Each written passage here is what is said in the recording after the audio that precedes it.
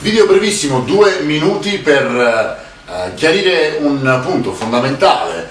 Facciamo un po' da eco all'amico e collega Bartolo Mercone, che sta organizzando un faccia a faccia tra i 3 candidati a sindaco a Pignataro Maggiore, dopo ovviamente la richiesta, che è stato più uno sprono da parte del candidato della Svolta Raimondo Cucaro proprio ad avere questo faccia a faccia tra tutti e 3 gli esponenti degli altrettanti schieramenti politici.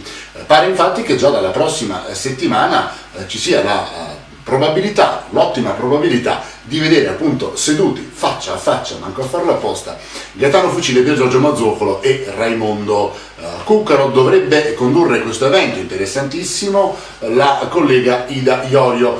Staremo a vedere, saremo la cassa di risonanza per la bella iniziativa organizzata da Bartolo Mercone. Siamo Pignataro Nuova, state con noi, grazie.